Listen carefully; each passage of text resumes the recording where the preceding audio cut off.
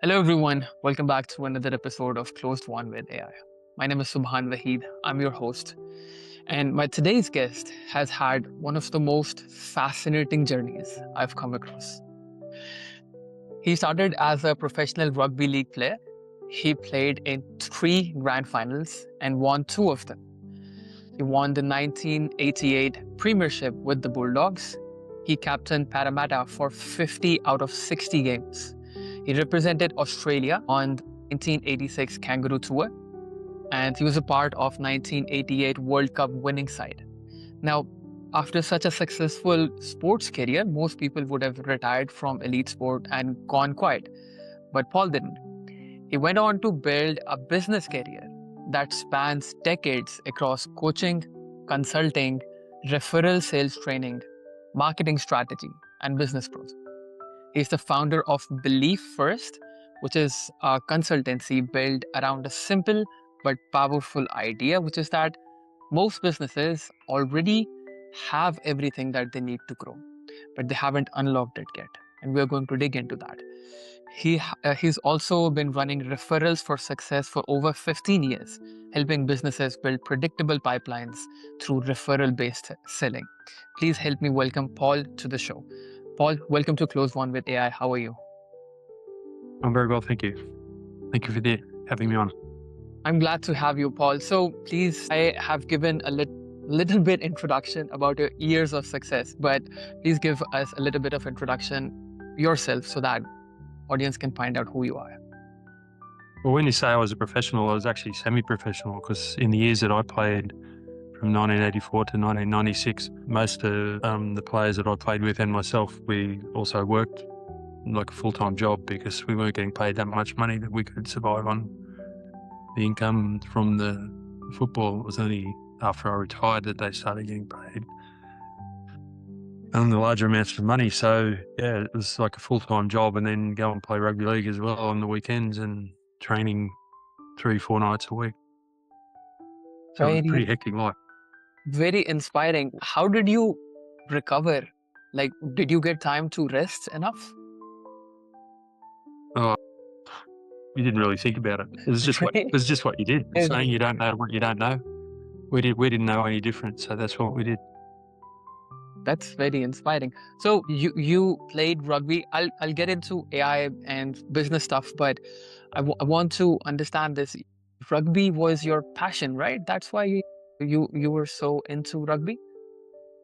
You were passionate Um, about. oh yeah, I was passionate about it, but and I was good at it, obviously. But yeah, I still, while I was playing, I also did a degree and I worked in a number of roles. And yeah, so I was trying to manage two things, which, I actually tell people with my coaching that, you know, focus on one thing and, because you can't have two masters really, but that's what I was trying to do. So at times my football went better, my career suffered. And when I focused more on my career, my football would suffer. The sad thing is you realise these things years later, not at the time. So I was my own guinea pig 4 years later. I say to people I was really fortunate in my rugby league career. I played with some really, really good teams. Obviously, I won the comp twice. And I was also fortunate to play with some really terrible teams, but I didn't realise at the time I was playing in them I was fortunate. It was years later I worked out all the lessons I learned playing with the bad teams that I could then use in my coaching and my life generally. I learned the lessons from those hard years, yeah. And how does it feel like winning the grand finale? Oh, it's amazing. You've spent basically 11 months with this group of people, and you've won games along the way and lost games along the way, and there's been good and bad moments, but you've sort of experienced all those highs and lows together, and then at the end you get the ultimate prize, and yeah, it's very fulfilling. It's funny, like that experience, and then you go and play in representative football and play for Australia and New South Wales and things like that, and that's compacted into a short period of time, and you sort of people from all over different clubs and different states. Winning the grand final is a completely different experience to and I was fortunate enough to experience both. So yeah, I'm very lucky. Last question about rugby. Did you ever play while you were injured? Oh, all the time. All the time. That was I the wasn't expecting that, that answer. that was what was expected, and by the end, we used to play 26, 27 games in a season. Yeah. And you're running into players my size and 100, 105 kilos. You're running into each other. You're going to pick up little niggles and problems along the way, and yeah. You weighed 105 kilos when you were playing, or is that When I what? was playing, yeah. I wish I weighed 105 kilos now. You went from elite rugby player to business growth coaching. Walk me through how that happened. Well, as I said, I'd done my business degree while I was playing football, and I chose accounting as my major because I was good at maths, not because I wanted to be an accountant. I tried that a couple of times and I worked out I didn't have the personality to be an accountant. Well, actually, I had a personality, which is where most accountants struggle. And that's a joke. The guy that I'd been to uni with, he said I needed to meet this guy. So I met this guy at a conference, and he was talking about the title of his presentation was why most small businesses shouldn't do their own business plan. And what he was really saying was they should hire a coach and get their plan facilitated and then follow up. So I ended up buying a license with that company in 1997 and called Business Thinking Systems. And I did that for 4 years and I was quite successful at it, and it's a really good model. And I still use the process and the theory behind it now, which is, as you said in the introduction, most businesses operate somewhere between 30 to 70% of their potential. And whilst they're not at 100%, they know what 100% looks like. They just need someone to help them unlock the ideas and the processes they need to do to get to that point. And it's a bit like what I said before. Most people don't know what they don't know. So they know what it looks like. They don't know how to get there. So it's really about helping them bridge that gap. And then the key that I find is extremely important, and a lot of people don't do this, is the implementation is very important because, why do personal trainers exist? Why do people have financial coaches and financial planners? It's not that they don't know what to do. It's just that they need someone to hold them accountable in lots of cases and make sure that they're actually going to do what they do. Because there's plenty of people in business they've had strategy sessions and planning sessions and offsites and all these different wonderful names they come up with them. Yeah. They go and do that and then they go back to work and they just get dragged back into the minutiae, and the plan that they created, which was going to sort of turn their business around, gets left on a shelf or on the hard drive on their computer, or, they pay it lip service. They don't actually follow through. So my process is about going back and following them up for at least 6 to 7 months. So the bulk of the plan is implemented and they see the changes that they know that they can work towards. What type of companies do you provide business coaching for? It pretty much works for anybody, but my focus at the moment is licensed clubs, which is in Australia. They're like a community club, but they have poker machines, so they're like a little mini casino in some ways. So they generate this money, which they then put back into the community, support rugby league clubs and other sporting teams. And yeah, I find they're a really good niche. I know them quite well. I also do work, because I understand accounting, with accountants, financial planners. And you only work with local businesses in Australia, or do you provide business coaching worldwide as well to online businesses? Generally, it's in Australia because it's easy. But now with technology the way it is, I have had clients in America. Yeah. I find the face-to-face is really important, especially during the planning process, Right. because that's a 2-day process, but it could be done virtually. And the philosophy is that you've built the business around is that the businesses already have what they need to grow. Where did that philosophy come from? I know you touched on it a little bit, but I'm thinking from a business person's perspective, like how do I not know what I already have that I can capitalize on? I suppose it's that thing there was a rule I heard years ago. It was called the 1-10-89 rule, and that is 1% is the stuff you know, 10% is the stuff you don't know, and 89% is the stuff you don't know. Yeah. So, there's so much stuff, information now, AI, internet, um, ideas out there, and it's a bit like I play golf and I'm sort of average. And, most people who play golf end up watching YouTube videos ad nauseum, trying to find the secret to making them a better golfer. And I think that's what happens with a lot of people in business. They'll go and watch clips on TikTok or YouTube or whatever, trying to find the secret. The secret for most of them is there, and I've just got the process that if they follow the process, it's like I provide the skeleton and they provide the muscles and the flesh and the skin to make their business actually work. So it doesn't matter what business I work with, I take them through the process, they answer the questions, and they build their own plan, which is then, in most cases, the solution to a lot of their problems. Because I think a lot of people go and do strategic plans before they actually get their house in order. It's like building a house on the beach with no foundations. Eventually it's going to get washed away. So the operational planning process for most people is the key. The three assumptions that we make is: one, is the market for their product or services; two, they want to be successful; and three, they're good at what they do.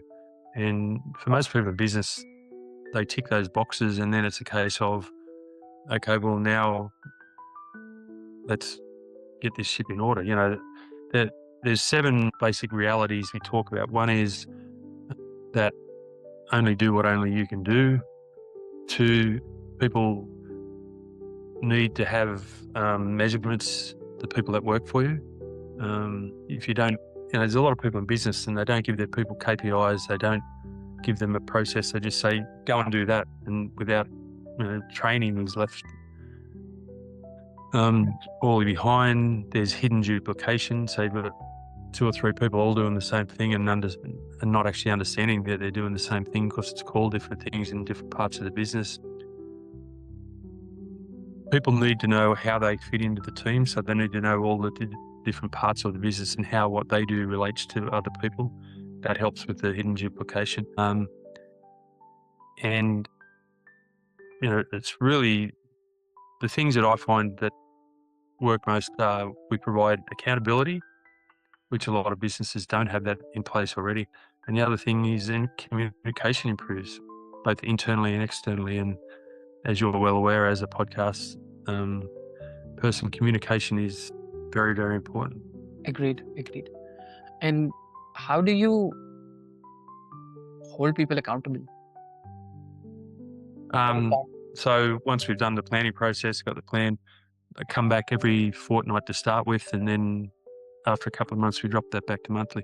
We just have 1-hour meetings following up and saying, okay, so Dan, you said you were going to do this. Can we get that done by the next meeting? Yep. So you come back, and the first meeting, you probably say, I ask you, have you done what you promised? And you say, oh, look, the dog ate my homework, or, there was a fire at home and I lost it. Okay, we'll let them get away with an excuse the first 1 or 2 times, but after that, then figuratively, not literally, we get out a big stick and whack them over the head. But, there's that team dynamic. You don't want to let the rest of the team down. You don't want to be the one who's not doing what you said you were going to do. And really, that's where the accountability comes in. And it's external accountability. It's not someone within the business. You go to your boss and say, oh, look, I was really busy. And the boss goes, yeah, I understand. Not my problem. You said you were going to get it done. We get it done. Yeah. And, that's challenging for people at the start. But after a while, that they either buy in or they leave. And in lots of cases, if people leave, that's a good thing for the business. They weren't the right person for that role and they needed to move on. And, there's one company I'm working with now. I've been with them for 3 years, or one of the bigger clubs. And the COO, he calls me the Terminator, because the first time we went through, I think 3 out of the 7 people left. But that was good. It was the evolution that the business needed. Yeah. You've built your career on relationships and referrals. So it's been a couple of years. AI has been the main focus for a lot of businesses. Where does AI fit into your world? It's a bit like when social media first came along, because I was doing coaching at that point and everyone was looking on social media as this unique thing. And this is back in 2010, 2011. And then at the end of the day, social media just became part of the marketing mix. And I think AI in lots of ways, that's how I see it fitting into businesses and why I see it. It's almost like hand in glove with business coaching. There's lots, especially smaller businesses and the smaller clubs that I work with. AI is giving them the opportunity to scale and do things that they know they needed to do, but they didn't have the bandwidth before. They didn't have the finances. They didn't have the resources to do it. Now, by utilising AI, they can put those things in play. And one of the questions that you sent me prior to this was, how is it helping my lead generation? It hasn't really, although I'm getting better. I actually set up an agent last week or 2 weeks ago to write my LinkedIn posts for me and get that all ready. So, that's probably saved me a couple of hours a week already, that one. But yeah, I just see AI is helping people to scale where they didn't have that opportunity before. The challenge for most people is they're still using AI like it's Google search, and they don't know how to use it properly Yeah. to fully unpack the benefits of AI. And that's where I find the training that I provide in that regard and the consulting helps people a lot. You mentioned that you used AI to write a LinkedIn post. What was that? One more time, please. Yeah, so I just set up an agent. So an agent is basically just a series of instructions that will complete the process. So it asks me a few questions. I run the agent. It asks me a few questions. I provide those answers. It will then write 4 LinkedIn posts for me for the week, because we've set up a structure around one post is going to be opinion, one post is going to be a case study, one post is going to be um, an area that I'm focusing on at that point. I've got a conference coming up in a couple of weeks, so there's another specific content agent that we've set up, which is going to write content about that conference, like pre, during, and post. So I get some good play out of that. And prior to that, my content was sporadic. The numbers are going through the roof. Really fascinating. When I'm going around talking to clients and prospects, I've had some good comments about that as well. So I'll tick that box and say that agent's working quite well for me. And Very it's like nice. 20 to 30 minutes every weekend, and there's a week's worth of content done for me. As I said, that would have taken 3 to 4 hours previously. And it sounds, you've been successful in making it sound like you? Yeah. So part of the process, when you set an agent up, the group that I'm involved in, we have 5 different steps to putting the agent together. It's the goal, the process, the context, the golden example.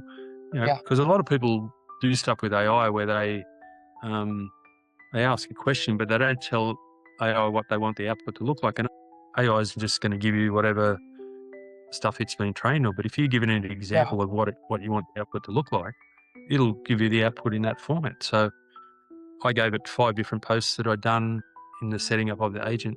So it's got my tone of voice, it's got the way I write, and it's just incorporated that into it. So I still obviously check what I'm going to post so that it just doesn't go up there on its own. But after 3 weeks of that, I'm looking at it going, I don't really need to check it that much. Oh, and then the last part of the agent is to put the quality control in there, so it actually goes back and checks its work. I don't trust AI implicitly, and no one should. So, your goal, the process, the context, the golden example, and then the quality loop. And I've set up a chief of staff file so that at the end I do a wrap up, so it tells me what things should change and if there are any mistakes, how we would fix those, and we make sure that gets built in for next time. And you set up your agents yourself, or do you have somebody doing that for you? No, I've done it. So I went through a course last year, and at the end I ended up buying a license with this company, Simple Academy, and yeah, so now I'm licensed to kill, basically. So one of the reasons I started doing this podcast is because I wanted to ask from people who are using AI successfully, what tools are their favorite tools that they are seeing success from? Because not every tool, AI tool, is for everybody. And finding that right match is very important. So for a person like you who has been able to set up AI agents successfully and you're seeing good results from it, would you like to share what tools are you using to do that? It's not so much tools; it's more understanding and going through the process. So, as I said, I went through this course. It was more about workflows at that time because that was 12 months ago. Whereas now, what I'm teaching people is in 4 weeks how I can get them. They can create their own agents and understand that. And then I have or we have a platform where people have access to 829 pre-formatted agents and 1,297 pre-formatted workflows, which covers most areas of a business. Because as I said, most people are still out there using AI like Google search, or they've gone and bought this tool, which is, I've got Fixer, which is it's an email tool that ties up with my Outlook, and I use Whisperflow so I don't have to type anymore when I remember to use it. It's very handy. But You in the you main, use I'm just Fixer? using. Fixer AI? Do you like it? I'm connected with that person, Tyler O'Haran, who is the marketing guy for Fixer AI. They're sending like millions of emails every month, one of the biggest. So I've heard their name. I've not used it myself. So seems like you're having a good experience using Fixer AI. Yeah, I use it because it separates my emails into certain categories. I still need to get better at that part of it, but it'll write draft replies, and I look at those, and some I send, some I alter, and then they send out a weekly email. This is how much time we saved you this week. So they're probably saving me some time there, and it's better than me having to go through all my emails because I get a lot. I've tried Gamma, but where ChatGPT and Claude are now, but mainly I use Claude Cowork at the moment because it's amazing. Cowork, Tie I that in love with. that. Cloud Cowork. I want to dig into that, but Whisperflow you mentioned. I recently started using it. I like it, but I have not been able to understand the hype behind it until now. Maybe I'm missing something. I know it's like voice to text. If you Well, the thing with this is if you've been using Siri for years, like I have, Siri's terrible. But Yeah. Whisperflow just picks up what you say, and it records.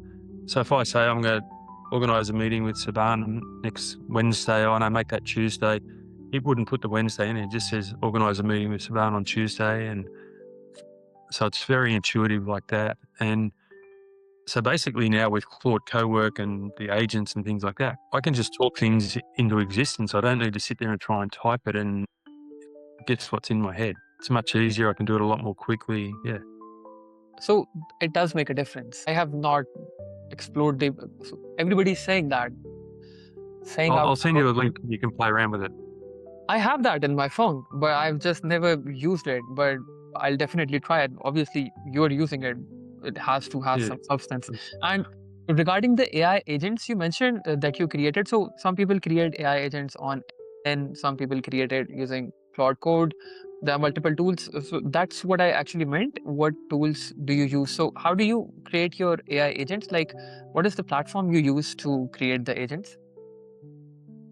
I don't. I've got basically through the platform that I've got, Okay. Humans Plus Agents.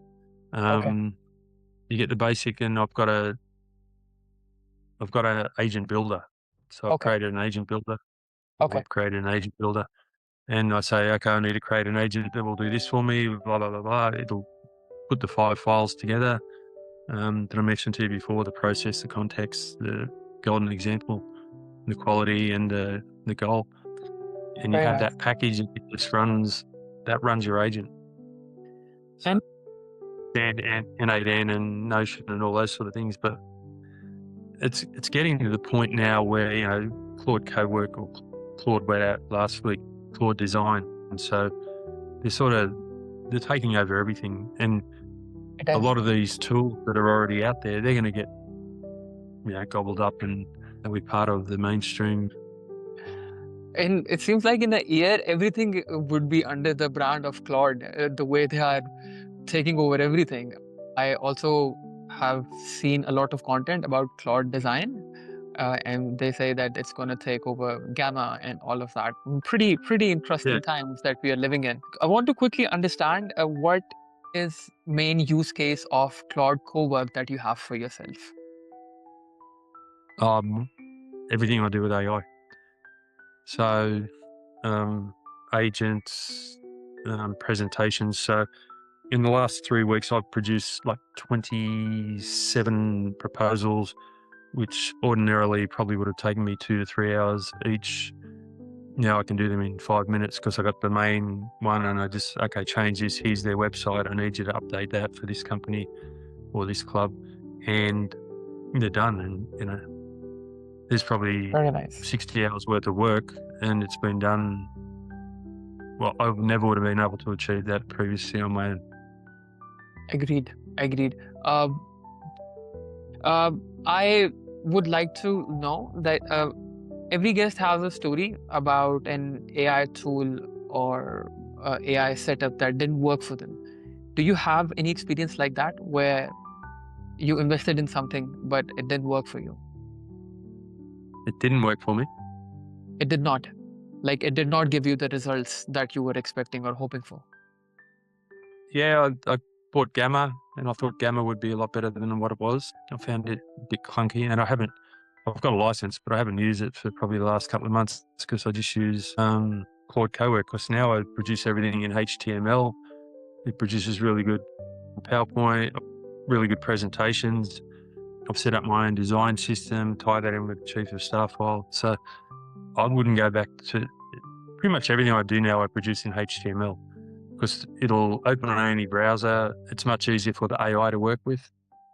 I didn't realize that Word and Excel and PowerPoint, they've got so much code in behind them that for AI to use to work with those things, it's got to unwrap the code and then it's got to rebuild the code to put it back together.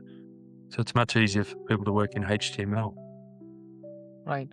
It'll be the And knowledge work of the future, HTML. right. And I've heard comments from people that I speak with that AI hallucinates. AI doesn't know how to write in my tone. AI, it takes a lot of time to train AI, all of that stuff. What is your struggle with AI right now? Um, Finding the time to do all the things that I need to do now that I know like I built 2 apps on Saturday night. They were part of in this training that I'm doing at the moment, but yeah, it's just amazing what you can do now. I think the people who say that it doesn't produce what they want or it doesn't do it in their tone of voice, they're not giving it the information to allow it to do that. It will do that if you set it up properly. But if you just ask it a question like Google search, you're going to get a Google search answer. So it's about getting things set up properly, understanding what it is that old thing of knowing what your outcome looks like. Start with the end in mind, the old Stephen Covey thing. That's what people need to start with. This is what I want and this is what I want it to look like. This is how I want it to sound. If you give it that, it will give you the answer back. But if you just go, oh, I want this, it'll give you whatever it's been trained on, which is not obviously what they want. So don't shoot the messenger. So what you're saying is that it's not the tool, it's the operator. Every tool works. Yeah. Most people have got no idea how to use AI to any level of effectiveness. And like, I'm no genius. If it's 10 is you're really, really good at it, I'm probably a 2 or a 3, but I'm a hell of a long way ahead of most people who are probably a -1 or a -2. I agree with that. Yes, that's true. And the more they use it, the more frustrated they get with it because they're not actually. It's like people who get something that's got all the instructions. They go to IKEA and they don't follow the instructions in the box. If you follow the instructions in the box, you're probably going to end up with 1 or 2 screws left over, and you'll end up with a bit of furniture that you want. If you don't follow the instruction in the box, you're going to end up with something that looks like a mad woman's breakfast. So, understand how to use it is really important. But you are probably in the top 10%, I think. I speak with a lot of people, and you've set up agents, you've shared that they work for you, you've talked about tools that have been productive for you. There has been a recent study that shows that 52% of investment in the entire world right now is going into AI. Yet majority of the people are not getting the ROI that they should be getting from AI, businesses especially. What would be your advice to those decision makers of businesses who are investing in AI, but they're not seeing the ROI right now? They need to go to my email, pauld@belieffirst.com, send me a message and I can help them understand what they need to do. Because I love that. it's like anything. It's like, if you know what the path is, just follow the path. You don't need to. There's a saying, Avis years ago, they always said, Avis, we try harder. So off the back of that, I don't know where I got the saying from, but you only need to innovate when you get to number one. So you can copy your way to number one. There's people out there who are being successful. Copy the successful people. Don't try and do it on your own. Don't go and get it off some TikTok influencer or something like that. And the group that I'm involved with, we're one of the few groups that has our agents set out the way that we've got them set out in that 5-file structure. We definitely help people get a ROI on what they're doing. And I think there's a lot of people going and buying tools and they think the tool's going to fix it. But at the end of the day, the tool is just another bit of software. And most people don't use their software to the maximum capacity that they possibly could. So it's more about knowing where you want to get to and then helping someone to show you how to get there yourself. And then once you understand the basics of it, it's pretty easy. Because once you can build an agent, then you can just keep building more agents and,